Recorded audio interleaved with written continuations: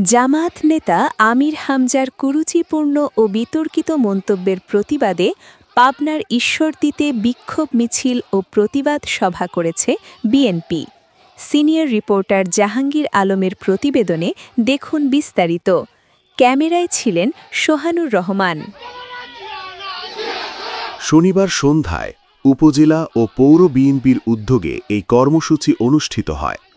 মহান স্বাধীনতার ঘোষক, বহুদলীয় গণতন্ত্রের প্রবক্তা শহীদ প্রেসিডেন্ট জিয়াউর রহমান এবং বিএনপির চেয়ারপারসন ও সাবেক প্রধানমন্ত্রী মরহুম বেগম খালেদা জিয়ার কনিষ্ঠ পুত্র, বিশিষ্ট ক্রীড়া সংগঠক প্রয়াত আরাফাত রহমান কোকোকে নিয়ে জামায়াত নেতা আমির হামজার কুরুচিপূর্ণ মন্তব্যের প্রতিবাদে ঈশ্বরদীতে বিক্ষোভ মিছিল ও প্রতিবাদ সভা অনুষ্ঠিত হয়েছে।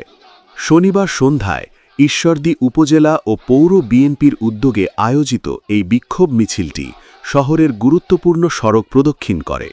বিক্ষোভ মিছিলে নেতৃত্ব দেন পাবনা জেলা বিএনপির সাবেক যুগ্ম সম্পাদক এবং ঈশ্বরদী পৌর বিএনপির সাবেক সাধারণ সম্পাদক জননেতা মোহাম্মদ জাকারিয়া পিন্টু।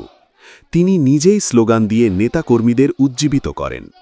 মিছিল শেষে অনুষ্ঠিত প্রতিবাদ সভায় বিএনপি নেতারা বলেন, শহীদ প্রেসিডেন্ট জিয়াউর রহমানের পরিবার এবং প্রয়াত আরাফাত রহমান কোকোকে নিয়ে কুরুচিপূর্ণ মন্তব্য জাতি কখনোই মেনে নেবে না। তারা অবিলম্বে আমির হামজার মন্তব্য প্রত্যাহার ও নিঃশর্ত ক্ষমা প্রার্থনার দাবি জানান। নেতারা আরও হুঁশিয়ারি দিয়ে বলেন, এ ধরনের অপমানজনক বক্তব্য বন্ধ না হলে কঠোর আন্দোলনের কর্মসূচি দেওয়া হবে।